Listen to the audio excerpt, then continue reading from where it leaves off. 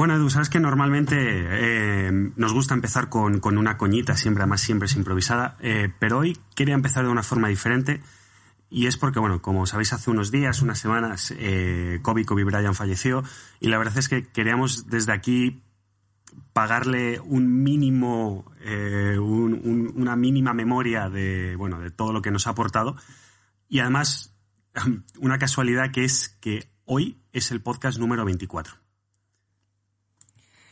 Tremendo, macho. Hombre, el 8 no iba a ser, pero fíjate qué cosas, ¿eh? O sea, podía ser cualquier otro número de podcast. Y hoy es el 24 y es el primer podcast que grabamos en más de un mes, porque los últimos podcasts fueron las entrevistas que hicimos. La última fue la entrevista a Campillo, que es el podcast 23. O sea, que no es ni siquiera... O sea, es que realmente es que ha coincidido. O sea, no ha sido buscado tampoco, macho. Cojonante. Te quería hacer una pregunta. Dime. ¿Cómo te influyó Kobe? Porque tú y yo hemos hablado de esto y yo te lo dije, no entiendo cómo esta gilipollez, que no, o sea, para nosotros, en nuestro día a día, no implica nada, no es un cambio brutal, no se ha muerto nadie de nuestra familia, no es alguien que te toque personalmente, ni siquiera personalmente.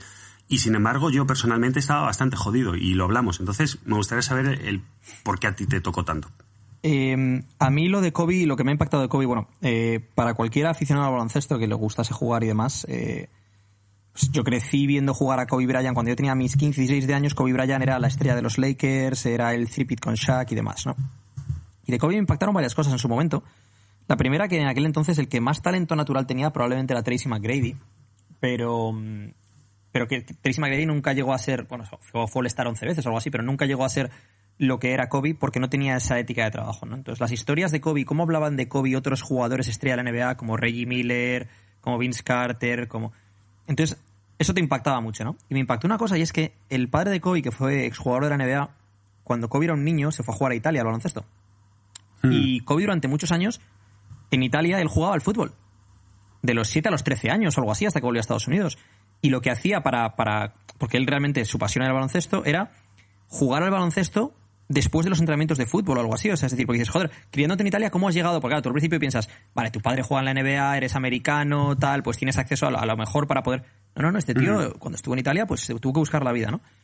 Y era eso, siempre tuvo esa ética de trabajo de él hacer más que el resto, ¿no? Entonces a mí lo que me impactaba mucho de Kobe era desde luego que Dios le repartió una buena mano, tenía talentos naturales y tal, pero ha habido gente con mejores manos, ¿no? Es como si hablamos de fútbol, pues...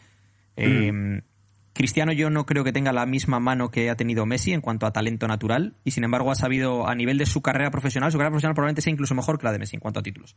Ha sabido sacarle el máximo partido a sus talentos, ¿no?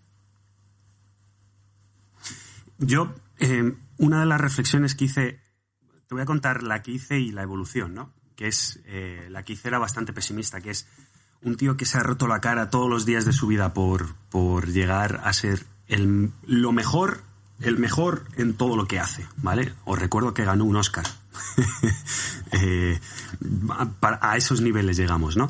Y aún así te pasa esto y es hacia dónde te lleva la vida, ¿no? Es una visión muy pesimista de por qué te esfuerzas tanto para esto. Y sin embargo, después de una semana y media dándole vueltas sobre esto, no evidentemente todas las horas del día, pero sí de vez en cuando, mi reflexión es disfrutemos del camino, que eso es lo único que vale al final del día y al final de todos tus días. El haber disfrutado de todo eso. Lo demás, polvo. Yo, tío, hubo varias cosas, ¿no?, que me dieron que pensar. La primera, el memento mori, el recuerda que vas a morir, ¿no? Y como Marco Aurelio en Meditaciones dice que tu vida podría acabar en este instante. Y lo lees y queda muy bonito, pero suena muy a cliché, ¿no? Bueno, sí, vale, en realidad en este instante no. Cualquiera que coja un transporte público o un coche es que puede ser en este instante, puede ser que cruces en un momento dado un paso de cebra y haya un tío que venga con el coche que no... O sea, es que realmente puede ser en este instante, ¿no? Aunque tú no te des cuenta. Bueno, yo la semana pasada tuve un accidente de moto aquí en Tailandia y fue bastante más feo desde fuera de lo que luego las consecuencias han sido, ¿no? Pero fue de la nada. Estaba mirando por el retrovisor un momento y cuando me quise dar cuenta el coche de delante había frenado de golpe, no me dio tiempo a frenar, me acabé estampando era un todoterreno, me acabé estampando contra el suelo y contra la rueda trasera izquierda del coche. Bueno. Y fue en un momento, no en un instante, no te das ni cuenta. Entonces, yo de lo de Kobe me dio que pensar varias cosas, ¿no? La primera es, ninguno tenemos asegurada la vida, ¿no? Yo lo primero que pensé, ¿sabes? Con lo de Kobe lo que pensé, lo primero que pensé fue en Magic Johnson. Porque yo pensaba en Kobe, que Kobe iba a envejecer como Magic Johnson, esa figura de los Lakers, esa estrella que todo el mundo recordaría, con esa magia especial y tal, ¿no? Y cuando te das cuenta de que Magic Johnson sigue vivo y Kobe no, es decir, como en tu cabeza tú tienes montada una historia, ¿no? La historia de tu vida y la historia de la vida de otra gente. ¿Dónde estaré yo dentro de 30 años? ¿Dónde estará este fulano? Y das por hecho cosas que nadie las tiene aseguradas. Entonces, que Kobe con esa edad, siendo un tío como era, un tío ejemplar en muchísimos sentidos, y que de repente la vida te quite todo. Así un tío talentoso, trabajador, hombre de familia, megamillonario. O sea, es que nadie te asegura nada, con salud. Es que no te asegura nadie nada, tío. Eso fue una cosa que me marcó. Y luego la segunda reflexión que tuve, y va en línea con lo que has dicho tú de lo del trabajo duro y por qué hacerlo y tal y cual, era un poco que yo creo que Kobe vivía en base a esta frase de Aristóteles, la mítica frase de Aristóteles que ves en Instagram y tal, ¿no? La de somos lo que hacemos repetidas veces, la excelencia es, por tanto, un hábito y no un acto. No es un acto concreto lo que te hace excelente, es tu día a día, cada acto, es cada cosa que haces, hacerla lo mejor que puedas para sacarle el máximo partido y para tú poder mirarte al espejo y decir, lo he hecho lo mejor que he podido. Y eso era Kobe Bryant, ¿no? Pues con esta reflexión voy a cerrar para acabar este tema con una cosa que es, lo primero es disfrutemos de este podcast y lo segundo, llevémoslo lo más lejos que podamos con la excelencia que nosotros mismos nos exigimos. Vamos a ello.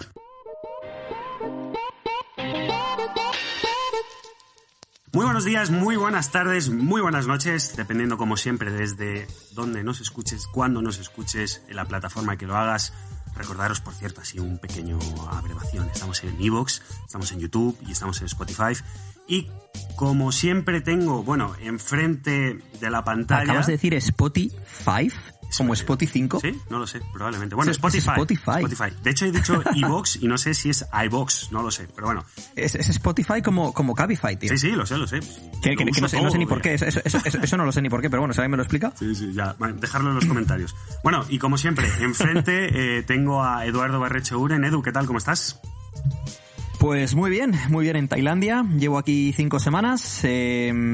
Hoy estamos a 2 días de... Es más, lo puedo decir porque como no vamos a subir el podcast, para cuando subamos el podcast ya habrá pasado, a 2 días de la despedida de soltero de un amigo mío que se casa aquí dentro de 10 días. Uf. Y le vamos a hacer una despedida de soltero en Tailandia. Bueno, la despedida el viernes. Hoy es miércoles. Para cuando pongamos esto me imagino que será el martes o miércoles de la semana siguiente.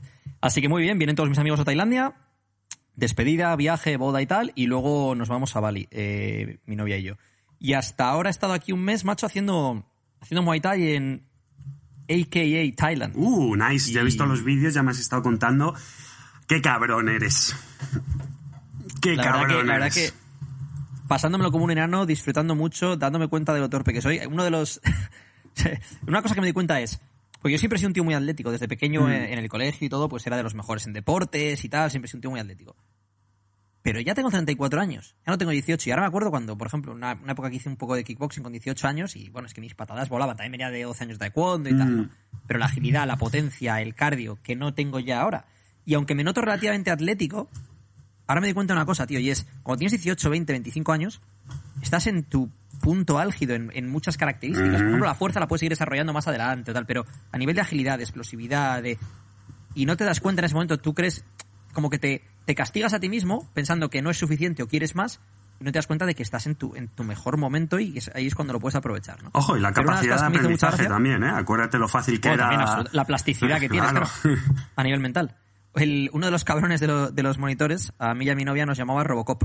Dice, o sea, de una clase a otra nos decía, hoy 80% Robocop, hoy 75% Robocop. Y hoy le he dicho, bueno, ¿qué tal ella? ¿Ya sigue siendo Robocop? Y dice, Robocop ha muerto.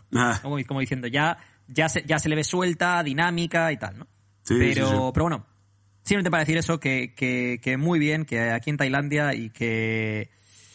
Bueno, que disfrutando de la vida y del proceso, tanto de las partes bonitas como de las no tan bonitas, porque también he de decir que cuando, por ejemplo, en Instagram la gente ve los viajes y tal, ¿no? En mi caso, o en el de otras muchas personas, no ven la parte detrás que también hay... O sea, solo ven las luces, los claros, no ven los oscuros, ¿no? Los momentos pues, que tiene todo el mundo, ¿no? De frustraciones, o de duda, o de sentirte solo en un momento dado, o lo que sea.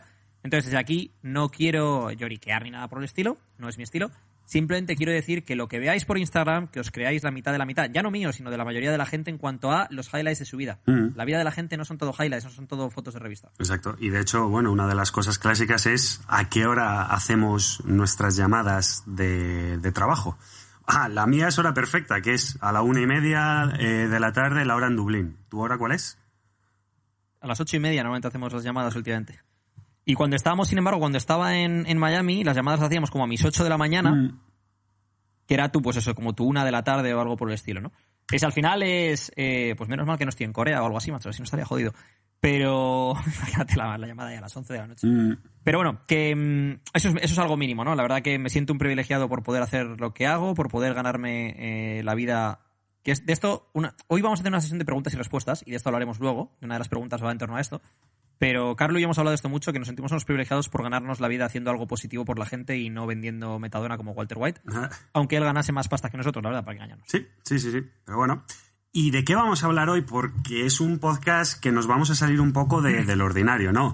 Normalmente, bueno, siempre hemos empezado hablando o de fitness o llamémoslo filosofía, aunque no siempre es filosofía, mentalidad, sociología, etcétera, etcétera. Y en los últimos podcasts nos habíamos metido directamente con entrevistas a personas que queríamos entrevistar y que creemos que han aportado mucho al canal y a la gente que lo ha escuchado. Y hoy hemos dicho, bueno, ya que llevamos unas semanas sin grabar, vamos a salirnos un poco de lo habitual, ¿no? ¿De qué vamos a hablar hoy? Pues hicimos una encuesta ayer en Instagram de preguntas para hacer preguntas y respuestas, un Q&A, en plan, mandarnos las preguntas que consideréis que queréis que respondamos en el podcast. Nos ha llegado muchísimo spam de cuentas de sígueme y te sigo, me encanta tu cuenta, no te siguen. Y luego nos han llegado un montón de preguntas también vuestras, de las cuales hemos hecho una selección de, creo que eran 9 preguntas hemos seleccionado para hoy, ¿no? Para que, bueno, tuviese tiempo dentro del podcast, pero también fuese un podcast relativamente, pues, prolongado, ¿no? Por cierto, pequeña acotación, vamos a salir por la vía de servicio, ¿vale? Podcast. Vale, ya lo sé pronunciar. Es que en cada podcast lo pronuncio de una forma diferente y no parece que tenga mucha habilidad, ¿no? Pero ya está calentada. Venga, nos metemos otra vez en la vía de... No, una cosa, llevamos como 12 minutos grabados y no ha habido ningún taco. Sé que estás orgulloso de nosotros, papá. No empecemos. O sea, que salga natural, no saque de repente 5 o 6. ¿Te imaginas? Venga, a ver lo que aguantemos. Venga, pues la primera pregunta, que es, pues, hijo, es que de esta podríamos hacer un podcast solo entero, macho, que es cómo hacerse un buen entrenador online. Buen con mayúsculas. Bueno, vale. Primer punto, experiencia en las trincheras. Propia tuya y con clientes. Es decir, para que tú puedas entender lo que tus clientes pasan, para que puedas prever lo que puede ir mal, tienes que tener experiencia y tienes que haberlo visto. Es decir, tú hay un programa que lo puedes poner sobre el papel y que quede muy bonito y cuadre mucho, pero si tú lo has hecho con clientes y has visto cómo han reaccionado, a lo mejor has visto, imagínate, por ejemplo, yo veo muchos programas de gente que hace entrenos de pierna en el cual el factor limitante es la espalda baja. Porque cómo han diseñado los ejercicios no han tenido en cuenta que ese factor limitante va a ser esa espalda baja, ¿no?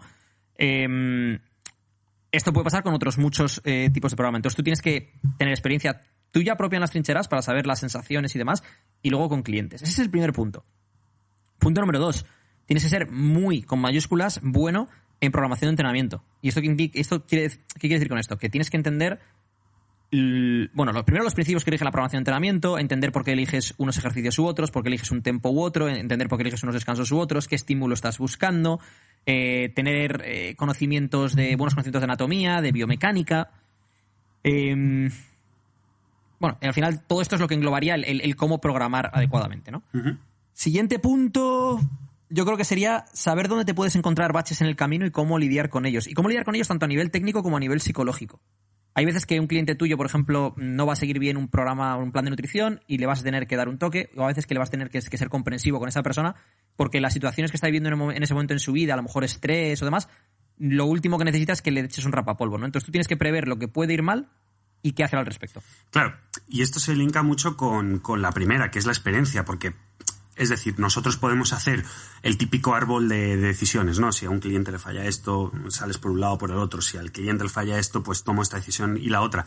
Y eso está muy bien en la teoría, pero si tú no has vivido todas esas decisiones, ¿cómo sabes cuál es la adecuada, no? De hecho, tú y yo, cuando hacemos las llamadas de revisión de ajustes para 12, mucho de lo que tenemos es back and forth entre tú y yo, en plan, mira, esto es lo que ha hecho, pero mira lo que dice aquí en cuanto a su adherencia, en cuanto a su nivel de estrés. Bueno, mira, su adherencia no ha sido muy buena, pero viene de una situación estresante a nivel laboral. Pues mira, lo que yo le diría aquí en este momento sería que no se preocupe, que intente subir la adherencia, porque bueno, que todos pasamos por esto. O otra persona que en un momento dado, oye, tío, hay que darle un toque porque se le está yendo de las manos, sin excusa, entre comillas, y así no va a conseguir los objetivos que tiene. Y pequeño paréntesis para los clientes de 12. Por eso siempre os ponemos que nos pongáis todo el contexto posible, porque cuanto más contexto nosotros tengamos, con más información podemos trabajar y mejor va a ser el servicio, ¿no? Eso es. Al final, con los ajustes de 12, estos son conversaciones entre Carlo y yo, revisando vuestro último check-in, revisando el check-in anterior, check-ins que tengamos anteriores o lo que os hemos dicho otras veces, revisando vuestro cuestionario inicial, las metas que tendríais. Entonces, es importante que tengamos contexto, sobre todo para que podamos tener ese debate o esa reflexión en la cual os demos pues el ajuste necesario. Volviendo fuera, ya saliendo de un poco de 12, otro punto sería saber cómo, cuándo y dónde hacer ajustes, que está un poco en relación con esto también. Es decir, tanto a nivel de entrenamiento como respecto al NEAT, al cardio, a la nutrición. ¿Y eso te lo da el qué? La experiencia. Eso es. Recomendación, porque la pregunta al final era cómo hacer un buen entrenador online. Y yo voy a hacer ahora, eso cuando acabes tu recomendación, quiero hacerte una pregunta más extra. Vale. Recomendación: cursos, seminarios, libros o mentorías que te enseñen bien de anatomía, de biomecánica, de programación de entrenamiento y de nutrición. O sea, todo lo que sea aplicado a tu nicho específico de clientes. Por ejemplo, si te dedicas a rehabilitación de lesiones, pues tendrás que hacer un curso específico de lo que te va a ayudar para la rehabilitación de lesiones. Si te dedicas a cambios en la composición corporal de ejecutivos ocupados, tendrás primero que entender cómo es el estilo de vida de un ejecutivo ocupado o de a lo mejor un empresario si estás trabajando con empresarios. A lo mejor, porque no es lo mismo entrenar a un culturista de 20 a 25 años que, por ejemplo, a un ejecutivo estresado de 45 con muchos viajes, ¿no? Entonces tendrás que entender esa parte y para eso tendrás que estar en contacto con gente que vive ese estilo de vida y tener esa experiencia en las trincheras. Pero luego también está la parte teórica de intentar aprender lo máximo que puedas de lo que hemos hablado antes, es decir, anatomía, biomecánica, programación de entrenamiento, nutrición, para poder aplicar esa teoría a la práctica. Pero la práctica necesita de la teoría y la teoría necesita de la práctica. Es decir, el movimiento se demuestra andando, pero no solo eso. El movimiento se aprende moviéndose. Es decir, ejemplo con el Muay Thai. Si yo veo un vídeo de cómo se pega una patada, pero yo no pego 100.000 patadas, yo no sé pegar esa patada. ¿No? Es decir, tienes que practicarlo una y otra vez. Y esto se aplica también a la hora de entrenar a gente. Es decir, vas a ver qué ajustes son mejores, no solo sobre el papel, sino que el cliente se puede adaptar a ese ajuste y puede realmente seguirlo. ¿Qué ajustes no lo son? ¿Cuándo hay un batch y demás? Y prometo a nuestra audiencia que esto no está guionizado, porque mi pregunta era justo eso, que era cómo elegir a tus mentores, cómo elegir la formación, cómo elegir esos cursos. Hay tanta oferta en internet y física y hay muchísima oferta. ¿Cómo los distingues? Te voy a añadir una cosa. Lo primero es, bueno, elegir a gente que cubra pues partes que a ti te son específicas para tu nicho de clientes o lo que estás buscando, ¿no? Es decir, si tú quieres entrenar a culturistas para competición, pues hay mucha gente que ha leído muchos libros y que a lo mejor sabe mucho de teoría de entrenamiento, pero ellos no han competido en culturismo ni han preparado nunca culturistas. Entonces necesitarás a alguien que tenga esa experiencia en las trincheras, ¿no? O sea, experiencia tanto propia como con clientes y resultados, macho. O sea, esto es como... Yo te voy a poner un ejemplo. Tú imagínate que yo soy pobre y que debo un montón de dinero al banco y te doy consejos financieros y te cobro por darte consejos financieros. Coño, es que no tiene ningún sentido, ¿no? Entonces...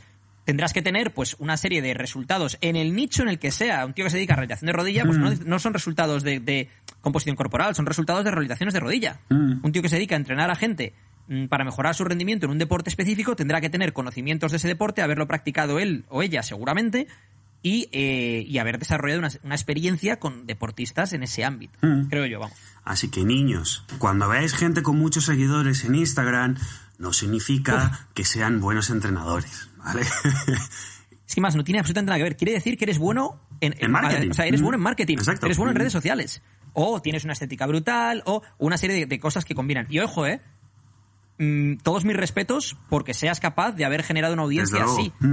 Pero es un skill set diferente al de ser un buen profesional en el ámbito del entrenamiento. Exacto.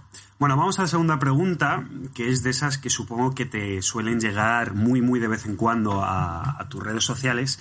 Una pregunta así como muy de avanzado, de una persona que probablemente tampoco tenga mucha idea, pero lo ha leído en alguna revista o lo que sea, ¿no? Que es, ¿qué opinas de preagotar los músculos rezagados? ¿Es una buena estrategia o sobreentiendo?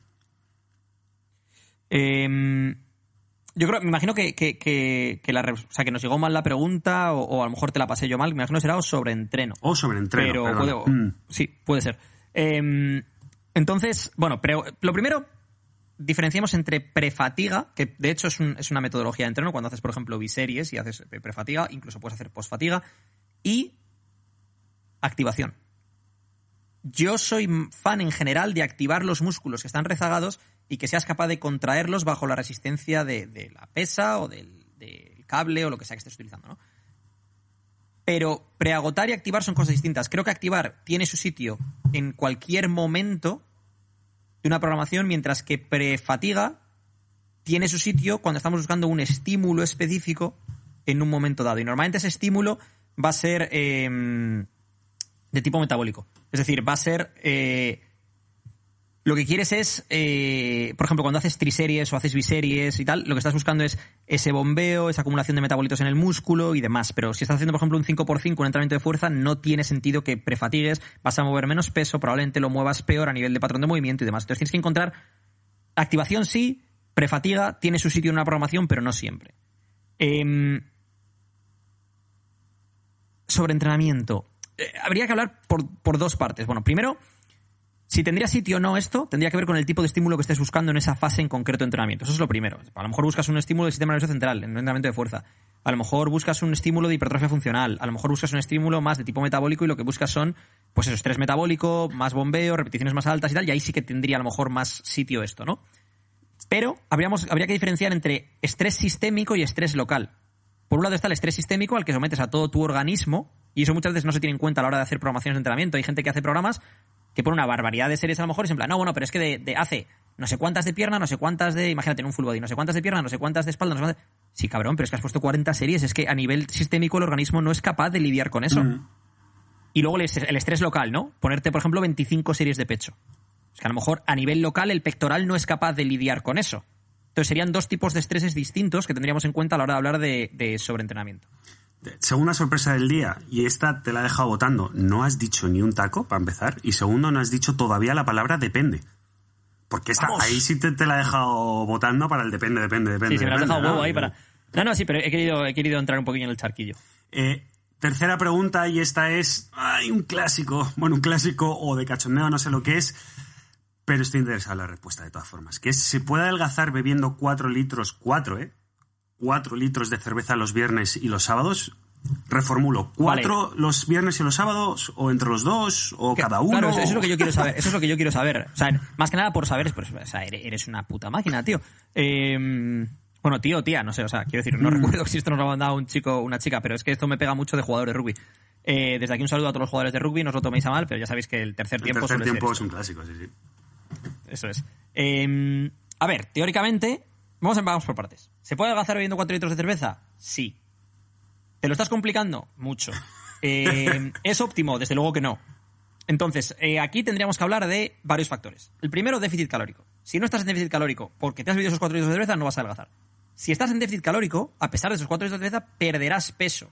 Luego habrá que ver si estás perdiendo grasa, estás perdiendo músculo, un poco del uno, un poco del otro. Eso ya es otro tema aparte. Segundo, vamos a hablar de moderación. Alma de cántaro. ¿Tienen que ser 4 litros? O sea, ¿no pueden ser, yo qué sé, 2 botellines? O sea, quiero decir, o sea, no sé. Porque entonces a lo mejor no entiendo tu meta. ¿No? Esto es como el otro día, un cliente, creo, en un formulario que ponía, mi objetivo es perder grasa y estoy dispuesto a seguir la rutina a rajatabla, excepto que no quiero pasar hambre. Yo ahí me quedé un poco a cuadros, en plan, quiero decir, o sea, si quieres perder grasa, es probable que en algún momento vayas a pasar hambre. Si te sobran 12 kilos, podemos hacer que pierdas los primeros 6 o 7 sin pasar nada de hambre.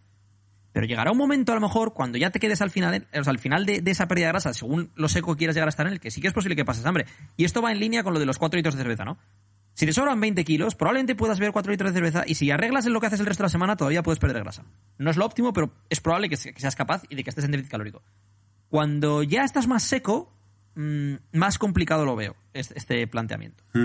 Otro punto, y esto lo hemos hablado tú y yo mucho, Carlo, las calorías vacías. Es decir, nutrientes. Te estás quitando posibilidades de tomar nutrientes.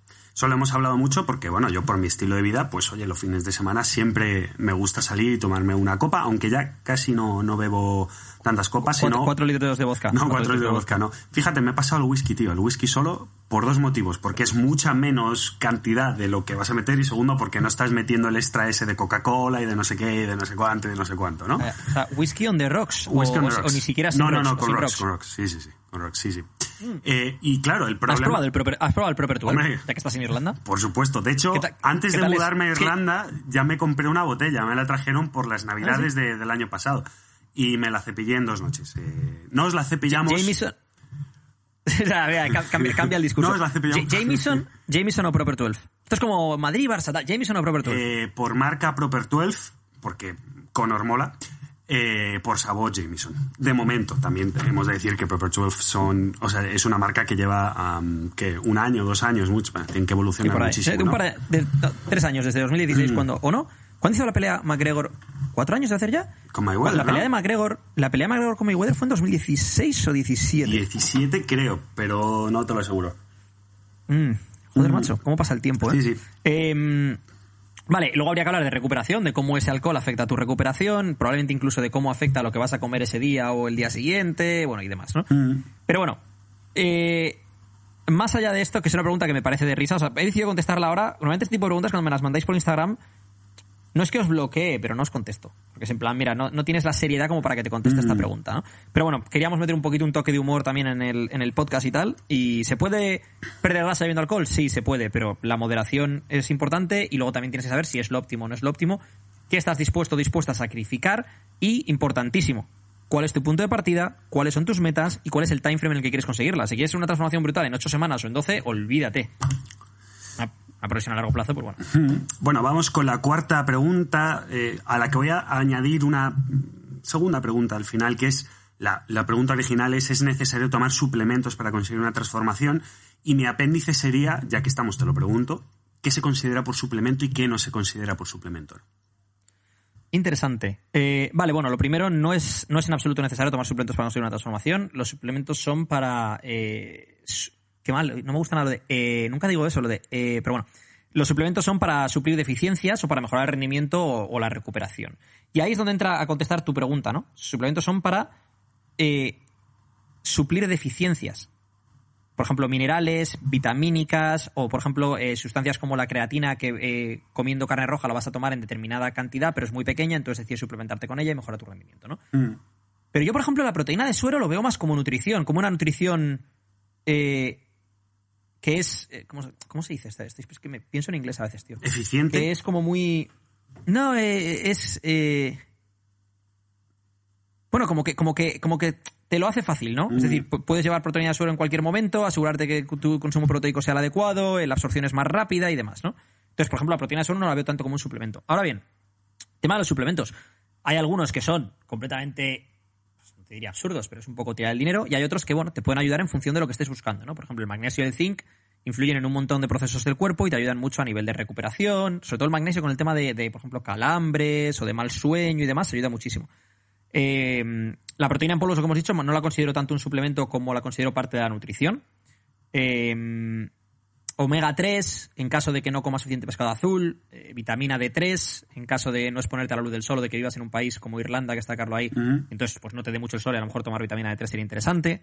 Creatina, monohidrato de creatina, 5 gramos al día, te ayuda con el rendimiento en el gimnasio a nivel de, pues, de poder levantar más peso, de poder hacer más series o más repeticiones y demás. Aminoácidos, hidratos de carbono intraentreno en un momento dado, en función también de tus metas y demás. Y bueno, hay una cosa que tú y yo decimos mucho, que es que no nos gusta daros pescado, sino que nos gusta enseñaros a pescar. Exacto. Sí, sí. Entonces, desde aquí recomendamos que vayáis a examine.com.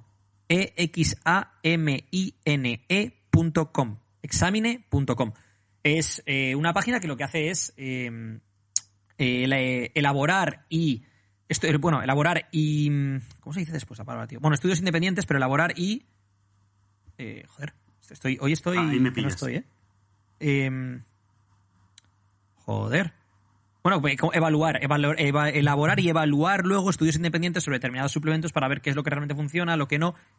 o al menos de qué es de lo que hay evidencia científica de que funciona o de que no funciona. A nivel personal, ¿cuáles son las que tú has utilizado o utilizas más asiduamente? Yo utilizo magnesio casi siempre, y digo casi siempre, por ejemplo, se me agotó el bote el otro día, pero me vengo a Tailandia, voy a la farmacia y compro magnesio, siempre lo he traído conmigo. Creatina cuando me acuerdo, y debería acordarme más a menudo, ahí tiene Carlos su magnesio. Creatina cuando me acuerdo, y debería acordarme más a menudo.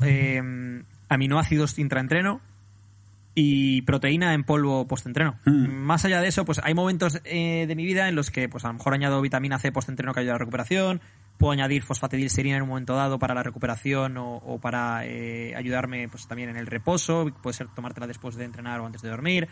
Zinc, bueno, o sea, otra serie de... Bueno, cafeína. La cafeína también es un suplemento y lo puedes tomar tanto si tomas café como si tomas a lo mejor cápsulas de cafeína o lo que sea, ¿no? Pero... omega 3 también, porque no soy muy de comer pescado, pero la verdad es que debería tomar más omega 3 y no lo tomo. Eso ahí lo admito. Y luego, bueno, suelo estar siempre en sitios de sol, suelo buscar el sol, con lo cual vitamina D3 normalmente no me hace falta. Pero yo creo que ese sería un poco así a grandes rasgos, tanto lo que he hecho como lo que hago y tal. Perfecto. Bueno, en un momento dado, por ejemplo, hay gente que me pregunta por el estrés, ¿no? Cosas para el estrés, ashwagandha, rodiola, o sea, es que todo depende de aquello con lo que estés lidiando y lo que hemos dicho, ¿no? Es suplir deficiencias, mejorar tu rendimiento o mejorar tu recuperación. Entonces, en función de lo que veas que necesitas, pues... Perfecto. Bueno, siguiente pregunta, que además se linka mucho con la pregunta de la cerveza, sobre todo con esa parte final que mencionabas, que es cuando ya te queda menos con lo que iniciaste para bajar, por ejemplo, ¿no? Y es que ¿por qué se hace más complicado llevar la dieta rajatabla cuando llevas 3 meses de dieta? Yo creo que lo primero porque todos tenemos una capacidad de sacrificio y niveles de motivación finitos, ¿no? O sea, esto no es un pozo sin fondo. Entonces, tener sobre todo yo creo cuando tienes una meta en mente, cuando dices voy a hacerlo durante un mes, voy a hacerlo durante 3 meses, y tienes un time frame específico, entonces eres capaz de sacrificarte más porque tienes un time frame, ¿no? Si a este time frame le añades una meta, por ejemplo, voy a ir a la barbacoa de fulano y quiero que me vean así de bien, o tengo mi propia boda, la boda de no sé quién, o tengo un viaje a no sé dónde, y tienes una meta específica de por qué quieres que se te vea de esa manera, ¿no?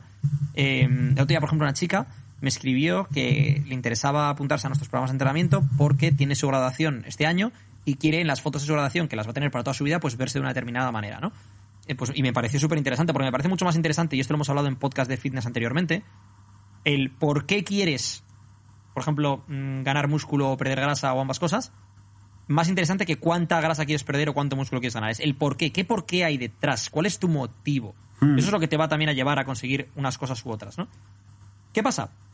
Que también pasa que si tú ya llevas 3 meses a dieta, seguramente ya te veas mucho mejor que antes. Entonces, parte de la necesidad, entre comillas, perdón, de mejorar habrá desaparecido, porque yo hay un concepto que le llamo el de la horquilla de la comodidad. La horquilla de la comodidad quiere decir que imaginaos que para un chico, por ejemplo, ¿vale? Tu forma de verlo, dices, joder, pues mi 10 es como Brad Pitt en Troya o como Chris Hemsworth en Thor, ¿no? Este tipo de físico. Y mi 7 es Brad Pitt en el Club de la Lucha o en Snatch, que está un poco más pequeño. Y mi 5 es... Bueno, pues se te va un poquito los abdominales y tal, pero que tampoco... Vale, entonces, a lo mejor tienes una época en la que estás luchando por conseguir ese 10, con más masa muscular, más no sé qué. Pero bueno, tu 7 te vale también ser un poco más pequeño y que todavía te veas con buen tono, ¿no? Entonces, si tú a lo mejor, cuando empezaste la dieta hace 3 meses, tenías en mente ese 10, pero partías de un 4, tenías esa necesidad de seguir progresando. Y a lo mejor ahora sigues teniendo en mente ese 10, pero estás en un 7/10 de tu escala. Entonces, joder, ya te ves bien. Entonces tampoco tienes esa necesidad, o te miras al espejo y ya te gusta lo que ves, ¿no? Aparte de lo que hemos hablado antes del tema del sacrificio. Mi recomendación en estos casos, dieta flexible, es decir, utilizar aplicaciones como MyFitnessPal es muy útil, o incluso si ya te has acostumbrado, si ya has cocinado ya suficiente tú por tu cuenta, has pesado los alimentos y ya te desenvuelves bien, pues llevar una dieta flexible de 80% comida limpia, 20% caprichos o lo que sea. Y cuando digo 80%, 20% me refiero a la cantidad de calorías, ¿eh? No en plan, porque claro, 80% imagínate, dice, no, has comido 8 veces brócoli y 2 veces una tarrina de helado de Häagen-Dazs. Ya bueno, es que las 2 tarrinas de Häagen-Dazs de helado es muchas más calorías de las 8 veces de brócoli. Exacto. Entonces, a nivel calórico habría que verlo, ¿no? Yo aquí tengo como una ruta que es que las novedades siempre están conceptualizadas como algo positivo, ¿no? Va, una novedad, venga, estoy excitado por hacerlo, ¿no? Y es un cambio en esa rutina diaria que tienes. Entonces lo conceptualizas, pues, venga, voy a empezar este plan y me voy a poner en forma, etcétera, etcétera. Pero en un punto, que ha pasado ese punto, ese primer mes, esos primeros 2 meses, se convierte en rutina y por tanto lo conceptualizas como el resto de tu vida, como algo neutral o a veces negativo o como sea, ¿no? ¿Cuál es la solución de esto? Pues volvemos un poco al inicio del podcast, previo incluso, justo en la parte de COVID, ¿no? Que es intentar disfrutar de tu día a día, intentar hacer que tu rutina sea algo positivo, intentar focalizar tu entrenamiento a voy a dar el 100% de mi entrenamiento y me lo voy a pasar bien aunque esté sufriendo. Por ejemplo, el tema donde a la gente más le cuesta, que es en dónde, en la cocina, ¿no? En la dieta. Coño, aprende a cocinar, hazte recetas, ponte creativo dentro de las limitaciones en tu plan nutricional que tienes. O el lead, joder, es que tengo que hacer 12.000 pasos. Bájate un podcast, bájate un disco nuevo, yo qué sé, un audiolibro. O sea, son pequeñas herramientas en tu día a día que no hace falta que algo sea nuevo para que lo disfrutes, sino que tu día a día seas capaz de disfrutarlo, ¿no? Eso es la clave, incorporarlo en tu día a día de una forma que te suponga un disfrute. O sea, por ejemplo, que a lo mejor intentes aprender a hacer recetas nuevas y el desafío de aprender esa habilidad nueva de cocinar se convierta en algo que disfrutas, ¿no? O lo que decías tú, un podcast o audiolibros o lo que sea, y que en lugar de ser, joder, qué coñazo, tengo que ir a andar, sea, joder, qué bien, que tengo una hora para mí solito ahora mismo en la cual voy a escuchar un podcast de no sé qué que me parece súper interesante. ¿Yo sabes lo que hago, ejemplo, tío? ¿no? ¿Sabes lo que hago? Cojo nuestros podcasts y pongo solo mi parte y salgo a andar. Y me escucho en bucle todo el tiempo. ¿Te imaginas que hago eso de verdad? Estaba ahora mismo... Porque además, Carlos y yo esto lo hacemos como una videollamada. Sí. Es que su cara estaba siendo muy seria. Sí, Yo estaba... sí. Al principio digo, a lo mejor dice que es porque quiere corregir a lo mejor pequeños tics que tenga de o una cosa de esas. No lo sé. Onanismo. Quedado... Sí. No. Hay una cosa que tenemos siempre la coña Carlos y yo. Pues claro, cuando Carlos edita los vídeos que subimos a redes sociales y tal, en las que yo contesto preguntas, pues bueno, está... de escucharme a mí contestar preguntas, pues un poco sí. hasta las orejas, digamos orejas. Sí. Y pues digamos orejas porque hoy no estamos haciendo tacos. Exacto. Entonces, yo, una cosa que le digo a Carlos es, cada vez que me manda vídeos sobre preguntas mías o lo que sea, le digo, oh, tío, que poco me gusta escucharme en los vídeos. O sea, que odio escucharme a mí mismo. Y me dice... Pues imagínate yo que no paro de escuchar. Ya, tío, pero me está escuchando a otra persona. Es como si te escucho yo a ti. O sea, pero escucharte a ti mismo, que además escuchas una voz que no es la voz que te escuchas tú cuando hablas. Que además te sacas pegas a las cosas que has dicho. Tal. O sea, no me gusta nada. Pues no me gusta nada. ¿no? En fin. Siguiente pregunta. Siguiente pregunta, venga. Corrido velo. Y de repente ya nos salimos del fitness, yo creo, ¿no? Sí, más o menos sí. Y nos vamos ya otra vez a los charcos personales, sociológicos, filosóficos, psicológicos, como lo queramos llamar. Y es, ¿cuál es la cualidad que más valoras en una persona? Yo personalmente voy a decir 3 cualidades, pero que están entrelazadas. La cualidad es la lealtad. Y creo que ese es el motivo por el que adoramos a los perros, ¿no? Porque un perro te es leal. Y eso es lo que más valoramos, ¿no? Creo que la lealtad va de la mano también de la sinceridad, ¿no? En el sentido de... no sinceridad en el sentido de, joder, una persona que... lo siento, papá. Dicho joder. Uy, 2 veces. No en el sentido de no tener filtro y hacerte críticas destructivas constantemente, en plan, no me gusta eso que has hecho, o no, esto, tal. No me refiero a sinceridad en ese sentido, que hay gente que dice, no, es que no sé quién es muy sincero, pero es que... No, a ver, no me refiero a eso. Me refiero a sinceridad en el sentido de... ni siquiera en el sentido de que te mienta... Imagínate que yo te pregunto algo y tú hoy me mientes. No me refiero ni siquiera a eso, ¿no? Sino de que tus acciones y tu forma de hablar y de comportarte sean coherentes y sean sinceras, ¿no? Que no tengan que no sea un ajedrez, como hemos hablado a veces de las leyes del poder, en el cual hago esto porque tengo en mente esto otro, sino que sean acciones genuinas tuyas y en ese sentido seas una persona genuina, auténtica y sincera. Eso y la lealtad. Perfecto. ¿Sabes cuál es la mía? ¿Y tú qué?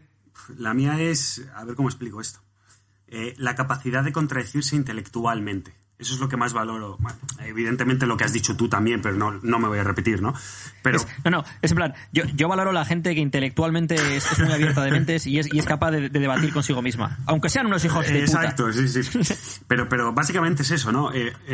Odio muchas cosas en la vida, pero sobre todo odio cuando la gente se apontrona en un motivo, en una razón, en una idea y no es capaz de salir en ella, ¿no?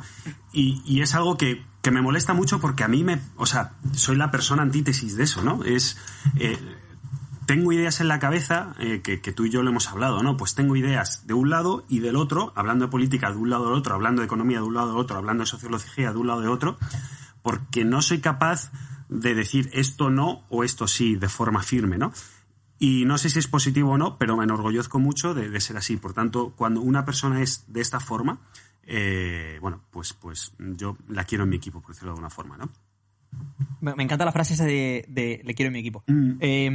Antes he subido, estoy buscando, no sé, no lo encuentro, he subido una captura que he visto en Twitter y lo he subido a mi Instagram para que la gente opinase al respecto.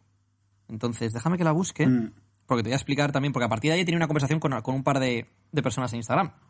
Y es, los individuos deben de tener la libertad de decidir qué hacer con sus vidas, siempre que no dañen la libertad y derechos de otros. Y el Estado no debe entrometerse en absoluto.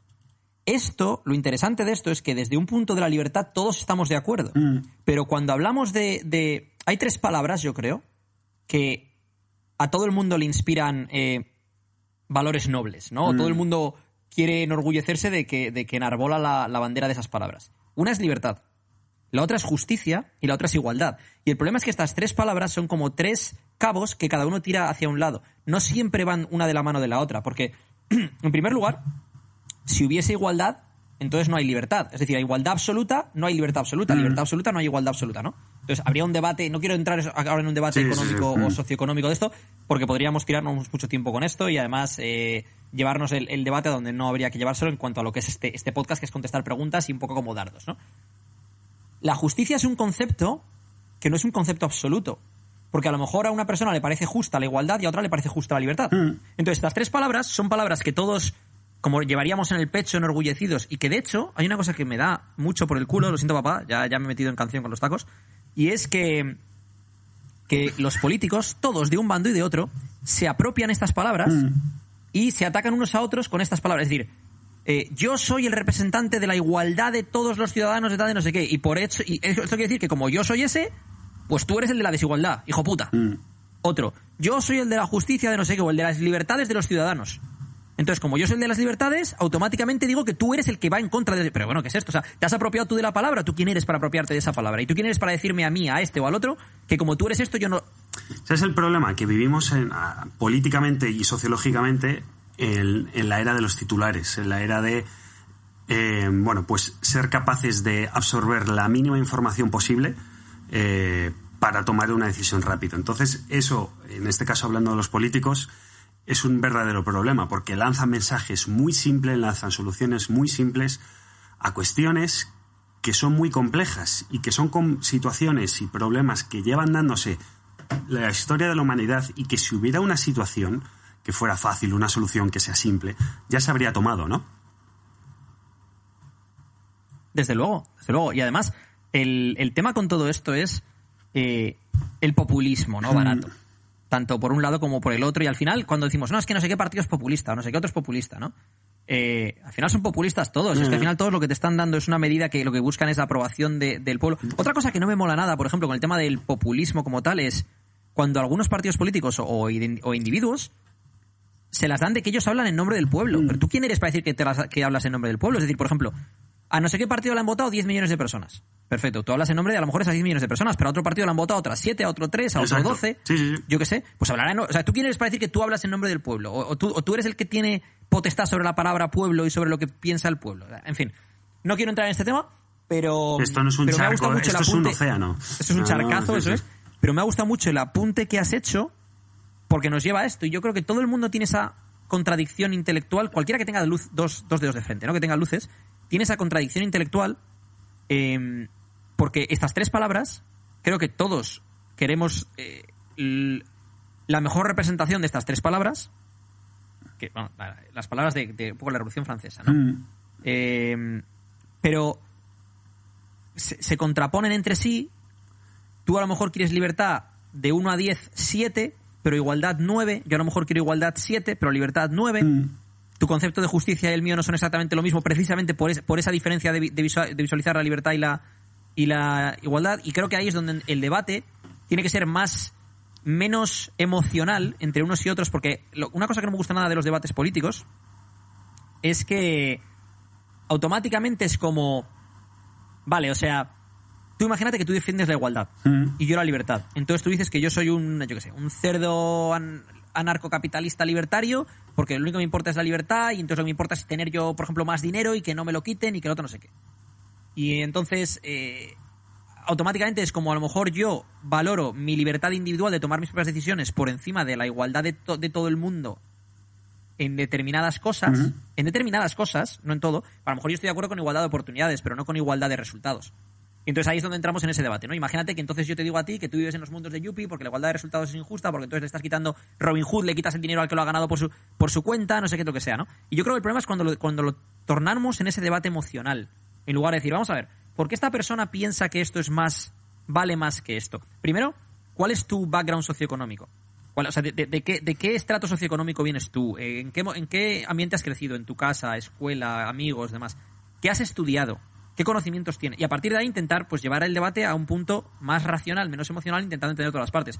Pero esto es muy fácil decirlo aquí, de charla de taberna tú y yo, muy difícil aplicarlo porque no se ha podido aplicar en ningún momento de la historia. Al final, por eso siempre tenemos bandos y por eso siempre, pues bueno, ocurren estas cosas. Y claro, el problema es que cuando tú intentas entrar, bueno, no vamos a hablar de política, ¿no? Imaginemos que estamos en un grupo de amigos y estamos hablando de cualquier temática. Y yo me lo intento llevar, por ejemplo, a la parte racional, a la parte vamos a dar un background a esto, vamos a intentar llevarlo un poco más profundo, y tú te pones en modo, no, ¿por qué? Claro, tú vas a ganar esa discusión delante de las 8 personas porque tú vas a soltar la frase guay, ¿no? La frase sexy y todo el mundo, ¡oh! Y la otra persona, ¿qué va a hacer? Pues o puede seguir por su lado o va a responder con la misma arma, que es, bueno, pues ahora yo también suelto la frase, ¿no? Ese es lo complicado, estar en el debate al mismo nivel y quererle los dos mantenerlos en el mismo nivel intelectual, ¿no? Que es lo realmente complicado. Hoy he leído una cosa en Twitter que es un poco conflictiva, pero que yo estoy de acuerdo y me ha parecido muy interesante, ¿no? No sé dónde está, no sé si lo voy a encontrar o no. A ver. Vale. Y esto es, atento, ¿eh? Esto es, porque esto puede traer cola, pero bueno, quiero explicarlo porque esto es el racionalizar versus emociones y esto es el apropiarse palabras o no, ¿no? Y dice, tengo derecho a ir por donde me dé la gana, como me dé la gana y con quien me dé la gana sin que me pase nada. Sí, y también todos deberíamos tener derecho a dejar la puerta de casa abierta y que no nos roben, pero el mundo no es el mundo de los Teletubbies. Vale. Eso dicho así, a muchos les va a ofender. A mí la segunda frase me parece descomunal. Sí, también tengo derecho a dejar la puerta de mi casa abierta e irme a hacer la compra y dejarla abierta, pero ¿a qué no lo haces? Entonces, con lo que sigue todo esto, a ver si... Pues es que me he quedado sin... Vale. Es que me he quedado sin internet, entonces estoy intentando cargar para ver si puedo seguir con el hilo que tenía esto. Vale, hay una... Esto es de un tío... No le conozco al tío, con lo cual, si luego le seguís en Twitter o lo que sea, o sea, no estoy validando a esta persona porque no le conozco ni le sigo, simplemente he visto este hilo porque un amigo mío lo ha retuiteado. El tío es Wall Street Wolverine. Bueno, pues simplemente me ha parecido interesante lo que ha dicho aquí. Y es... Hay una gran diferencia entre lo que te gustaría que fuera el mundo y lo que realmente es. La educación no soluciona el mal en el mundo. Por pura estadística siempre va a haber gente que vaya al margen de toda esa educación. No está mal soñar con un mundo idílico sin delincuentes y criminales, pero que eso no te ciegue de ser responsable y consciente a la hora de prevenirte de los peligros que acechan. Solo un necio no lo haría. Tenéis que entender que aunque todos compartamos por lo general unos valores y una ética mínima, siempre van a existir personas que no lo hagan. Siempre han existido y desafortunadamente siempre existirán, por lo que lo mejor que se puede hacer es prevenir situaciones de riesgo. Si eres consciente de la existencia de un peligro, intenta evitarlo. Promover mensajes irresponsables frente a todo esto, escudado en tengo derecho a ir como me dé la gana o a ir a donde me dé la gana o lo que sea, acaban provocando tragedias. Vuestros derechos no le importan a muchas personas porque actúan al margen. Y añado, en el mundo hay depredadores. Es una jungla al fin y al cabo y no sabes quiénes son ni cómo van a actuar, ¿no? Entonces, el problema de esto es, cuando tú dices la primera frase de tengo derecho a ir donde me dé la gana, como me dé la gana, tal y cual. Si eso lo entendemos todos, que tienes que ser un idiota, un chimpancé para no darte cuenta, o sea, para no decir, joder, claro que tienes derecho. Por supuesto que lo tienes.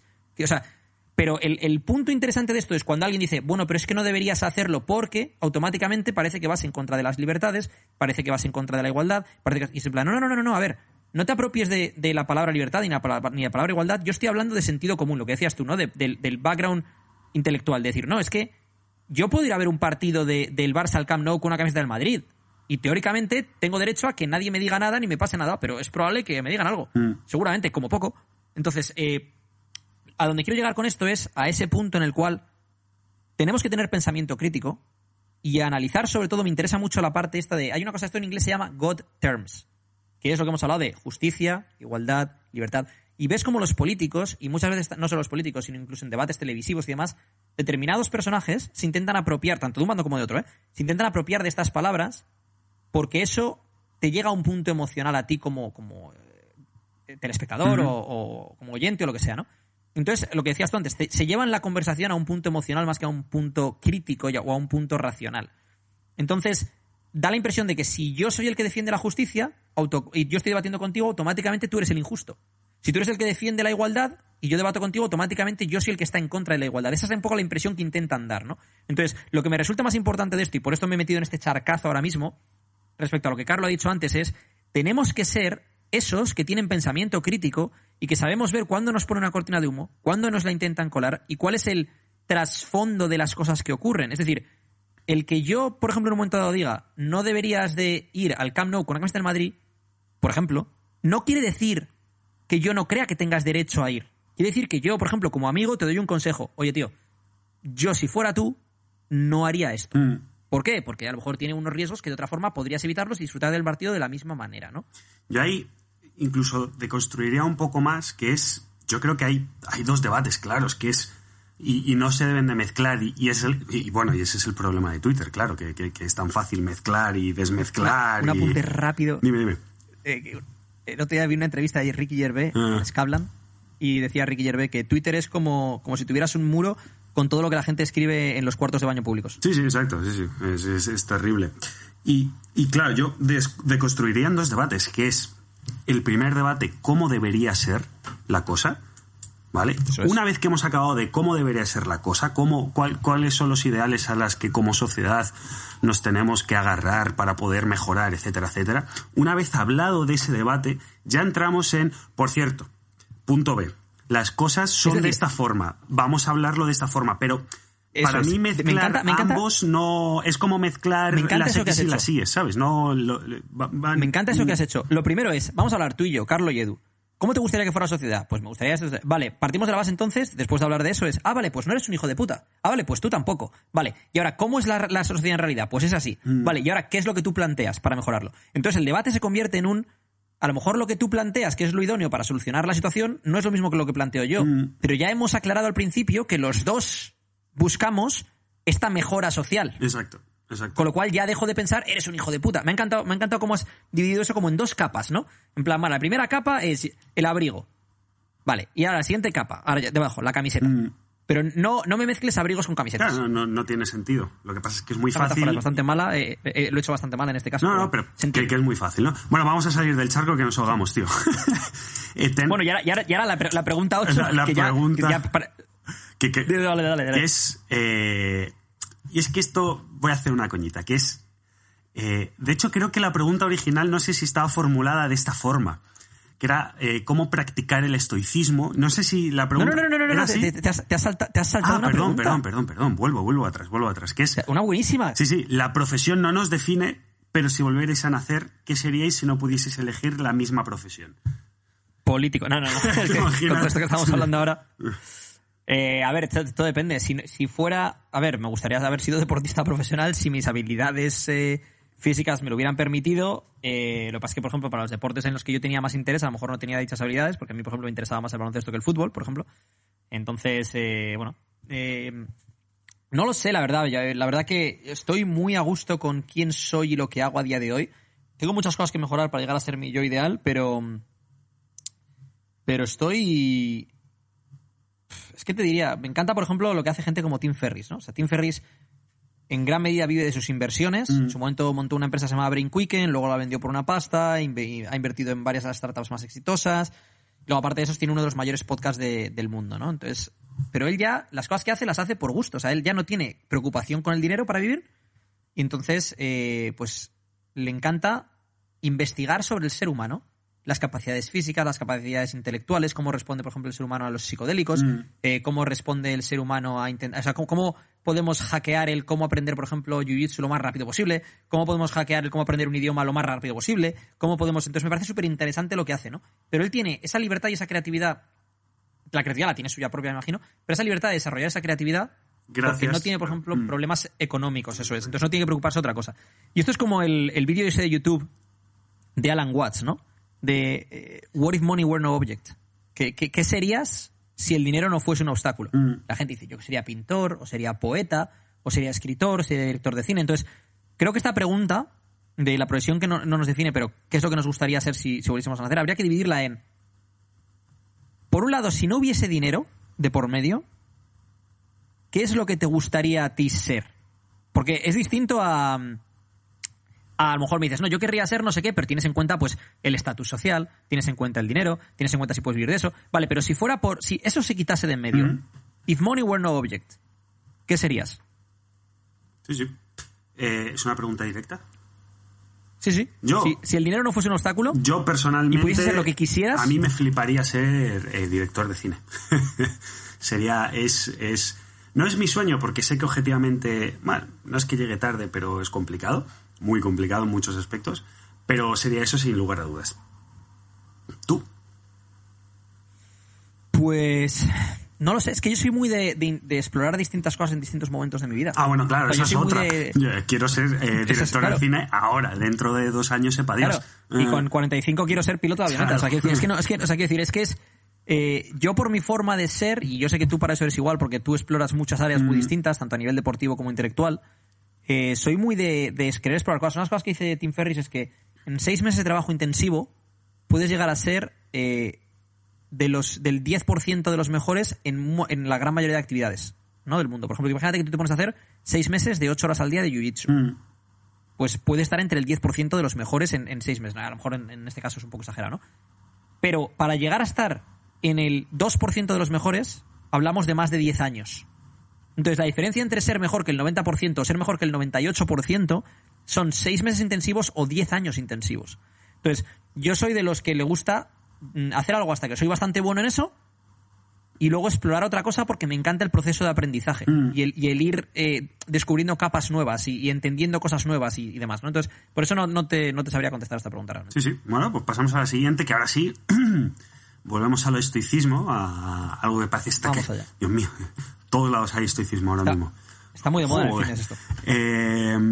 Que es cómo practicar el estoicismo. Y la coñita que te decía es que no sé si esta pregunta o otra muy parecida no era cómo practicar, sino era una frase como, oye, que ¿cómo se hace esto?, ¿no? Que era como, bueno, ¿cómo abro esta botella o cómo hago este ejercicio? Y el estoicismo va más allá de eso, ¿no? No, es que la pregunta entera, de hecho, es que no te la he pasado entera. La pregunta entera era ¿cómo practicar el estoicismo y cuánto? Ah, eso. No acabo. Eso, claro, para mí era como, pues, hacer un deporte o yo qué sé, o... Sí, ¿y cuánto? Pues 2 horas al día. Claro. A ver, la clave para mí está en el trabajo constante en uno mismo, en evaluar nuestras percepciones y cómo estas percepciones influyen a nuestras emociones, porque las segundas dependen de las primeras. A ver, que lo estoy liando. Sí, es decir, las emociones dependen de las percepciones. Es decir, trabajo constante para evaluar cómo son tus percepciones y nuestras emociones. Porque las segundas, es decir, las emociones dependen de las primeras, las percepciones. Y cómo gestionamos estas emociones es lo que te da calidad de vida o no. Entonces, a mí me parece que es un trabajo constante y yo fallo todos los días. Yo fallo todos los días, porque al final todas tus percepciones dependen de tu estado de humor en ese momento, dependen de yo qué sé, por ejemplo, si has pasado una serie de traumas infantiles, vas a ver la vida de una forma, que si has pasado por otra serie... Todo el mundo ha pasado por algún tipo de trauma en mayor o menor intensidad, pero, por ejemplo, una persona cuyos padres se divorciaron por una infidelidad no va a lo mejor a ver una relación de la misma manera que una persona cuyos padres llevan casados 50 años y nunca ha habido ningún problema de ese estilo. Una persona que le pegaban en su casa no va a ver las cosas igual que una persona que jamás recibió un palo en su casa y que solo recibía amor. Quiero decir, todos tenemos, o en el colegio te han hecho bullying o te lo han hecho, o si eras, por ejemplo, eras un figura en el colegio, tanto en deportes como en clase, o ibas un poco más retrasado que el resto, entonces siempre tenías ahí esa cosilla de no soy suficientemente bueno. Al final todos tenemos una serie de, en inglés dicen chip on my shoulder, ¿no? Una serie de complejillos que determinan cómo vemos el mundo. Entonces, lo primero es ser consciente de cuáles son tus complejos, que todo el mundo los tiene, ¿vale? Y el que dice que no los tiene es porque no es consciente de ellos realmente, pero todo el mundo tiene algún tipo de complejo, algún tipo de filtro, ¿no? Es decir, en lugar de ver la vida como es, hay gente que lo ve con un filtro rosa, gente que lo ve con un filtro amarillo, con un filtro negro, por poner un ejemplo, ¿no? Y esos filtros son tus pequeños complejillos o tus percepciones en base a lo que has vivido, sobre todo en tu infancia y tu adolescencia, que es lo que ha determinado cómo ves el mundo, ¿no? Entonces, lo primero es ser consciente de eso para intentar corregirlo, y lo segundo, ser consciente de si tus percepciones son realistas o no, o por qué están influenciadas, que va en relación con esto, y cómo afecta eso a las emociones que estás teniendo. Y cuando hemos llegado a ese punto, llegamos al punto de ¿y cómo gestionas esas emociones? Porque las emociones positivas y negativas las tenemos todos. Pero a lo mejor tú tienes mucha rabia y se te va la olla y le pegas un puñetazo a una pared. O a lo mejor tienes mucha rabia y se te va la olla y le pegas un puñetazo a otra persona. O a lo mejor tienes mucha rabia y te vas al gimnasio a descargarlo ahí. O a lo mejor tienes mucha rabia y dices, mira, me voy a ir a dar un paseo. Quiero decir, o tienes mucha rabia y explotas en un ataque de ira de gritar, por ejemplo. O tienes mucha rabia y dices, me voy a tranquilizar, me voy a meditar. Yo qué sé. Es decir, ¿cómo tú gestionas un momento, la rabia o la ira o yo qué sé, o la decepción, o la tristeza, o la alegría? Todos pasamos por distintos puntos, ¿no? Hay gente que con mayor intensidad que otra, pero ¿cómo gestionamos esos puntos? Eso es lo que marca la diferencia, porque sentirlo, eso lo vamos a sentir todos. Sí, desde luego. Bueno, pues la última pregunta ya, ¿no? No, nada que añadir a esto, macho. No, yo ya sabes que en esto... Me hubiera encantado que hubieras dicho, bueno, tenemos 2 podcasts sobre esto, podéis ir al podcast número 6 sobre estoicismo y al podcast... Aparte de eso. Sí, ahí hablamos de las herramientas estoicas para... O sea, qué es lo que podéis... ¿Cómo podemos... O sea, todo esto que hemos hablado de una forma un poco abstracta, en otros podcasts que hemos hecho hablamos de herramientas específicas que podéis utilizar para trabajar esto. Eso es. Y bueno, pues la última que además nos viene... que ni pintaba para cerrar, que es soy cliente de 12, ¿alguna recomendación? Ay, amigo, tantas y tantas. Edu, empieza tú. ¿Sabes cuál es la primera para mí? ¿Cuál? Escuchar el podcast, tío. Escuchar el podcast, bueno, las fases de causa de estoicismo y todo esto, pues muy bien también, ¿no? Pero eso es más para la vida, aunque te sirve también para el fitness. Pero sobre todo los podcasts que grabamos sobre fitness porque tienen perlas de incalculable valor. Es decir, ahí... Uno de los problemas que hemos tenido siempre nosotros ha sido que, pues eso, Instagram es una plataforma de vídeos de 1 minuto o de stories de 10 segundos. Entonces, en el podcast hemos podido abordar temas con mucha más profundidad. Por ejemplo, las distintas fases de una pérdida de grasa, cómo gestionar los baches, cosas con las que te vas a encontrar seguro cuando buscas un cambio de hábitos o una transformación, ¿no? En uno de los podcasts hablábamos de si tu entorno te boicotea en lugar de apoyarte. En otro de los podcasts hablábamos de qué hacer si, por ejemplo... tienes una cena social y entonces sabes que si ya vas a comer más, cómo afrontar los días previos, ese mismo día o los posteriores, lo que sea, ¿no? Damos un montón de herramientas en algunos de los podcasts que son muy útiles para alguien que está haciendo 12 o cualquier persona que está en un proceso de cambio o mejora de hábitos o de una transformación. Sí. Mi principal consejo es sigue el puto plan. Es decir, has confiado en unos profesionales que te quieren llevar por un camino que... gracias a nuestro trabajo y a la experiencia, etcétera, hemos tenido muchísimos resultados. Sigue el plan. Confía en esos profesionales y síguelo al 100%. Si te dicen que gires 10 grados a la izquierda, cierra los ojos, giras 10 grados a la izquierda y sigues por ese camino con los ojos cerrados. Pero es para mí la mejor. Y eso yo creo que viene mucho también porque yo, por ejemplo, por los deportes que he practicado siempre... he tenido que tener mucha conciencia de que hay un maestro que es el que manda y tú ya está, o sea, tú dices que sí a todo, ¿no? Y en este caso creo que a mucha gente le falta eso, el saber que se tiene que dejar guiar por unos profesionales y en específico por Edu, que es la persona que está al cargo de todo esto, ¿no? Pero eso es porque esto es como la gente... Yo no voy al mecánico y le digo al tío cómo arreglar mi coche. Claro. O sea, yo voy a que me lo arregle, ¿no? Pero la gente... Ya sabes que todo el mundo sabe de fútbol, política y fitness. Podcast número 9, no modifiques el plan que te da tu entrenador. Podcast número 8, distintas etapas ante una fase de pérdida de grasa. Podcast número 11, hábitos, estrategias y mentalidad de la gente que consigue transformaciones. Tenéis un montón de perlas en el podcast. Sí, ir a ir. Aprovecharlas. Pues vamos a cerrar esta perla, porque hemos pasado de la hora, 1 hora, 1 minuto y, 2 minutos más o menos ya, de un podcast... De la verdad es de los que mejor me los he pasado últimamente, ¿eh? Bueno, aparte de las entrevistas, es que siempre digo lo mismo, pero es que realmente es que me lo paso muy bien haciendo el podcast. Entonces, pues es que es real, cada vez salgo... que la verdad que sí, que además en este al final hemos entrado en un montón de charcos, tío, y los hemos tratado, yo creo, de una forma bastante sana, ¿no? Sí. O sea, sin fanatismos, intentando, buscar...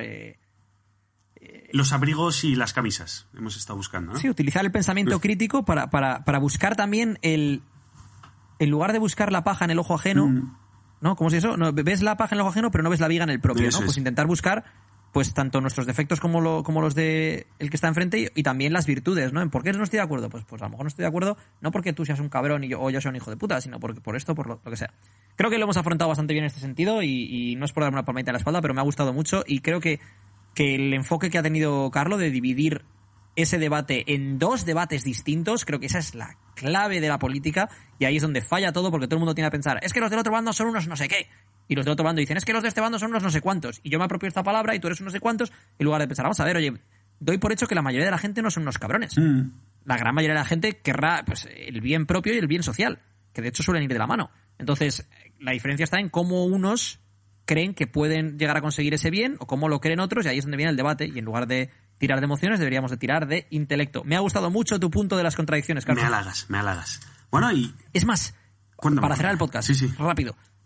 Creo que lo dije en otro podcast, pero una de las cosas que más me gustaba a mí en la carrera, cuando estudié económicas, era en una de las clases, me hicieron un par de clases, pero me acuerdo de una en las cual tú tenías que ir preparar una ponencia en grupo, 3-4 personas, para un martes, por ejemplo, y tú tenías que defender una teoría política determinada. Imagínate que tú pues defendías el keynesianismo, ¿no? Y que es muy intervencionista. Y a lo mejor llegaba otro y defendía pues a lo mejor la forma de ver las cosas de Hayek, que es de la escuela austriaca y es más libertario. Y la semana siguiente te tocaba hacerlo al revés. Entonces te tocaba buscar agujeros, como dicen los ingleses, ¿no? Holes in the game, agujeros en lo que habías defendido esta semana. Y te tocaba buscar virtudes a lo que habías estado atacando esta semana. Te ponías primero en un lado y luego te ponías en el otro. Sí, para que fueras capaz de entender al otro. Esa capacidad de empatía, ¿no? De saber absorber las bondades de cada... Porque, claro, es lo que has dicho. Todo esto está pensado, teóricamente, para mejorar la sociedad o mejorar una parte de la sociedad. Y todo eso se puede extrapolar, ¿no? Entonces, tener esa empatía suficiente como para saber los dos lados, pues es lo que nos falta mucho en nuestra sociedad, en este país y en todos los del mundo y en toda la historia de la humanidad, ¿no? O sea, eso no cambia. Pero bueno, creo que vamos en buen sentido a nivel... a nivel de sociedades en este punto de la historia. O sea, siempre al final esto es cíclico y bueno, ya todo se suele ir a la mierda al final. Joder, qué catastrofista. Pero bueno, creo que ha habido muchos avances en muchos sentidos bueno, eso lo vimos, ¿no? En uno de los podcasts de Factfulness. Eso es. Que por cierto, volveremos a ese libro, volveremos a las leyes del poder y volveremos al estoicismo. Perfecto. Bueno, pues con esta música que honestamente te lo digo, es la mejor entrada-salida de cualquier podcast, de cualquier mundo en general. Vamos a cerrar. Eduardo Barriocheguren, muchas gracias por estar enfrente a la pantalla. Bueno, como siempre, Carlos, muchísimas gracias por todo y hasta luego. Hasta luego, chao chicos.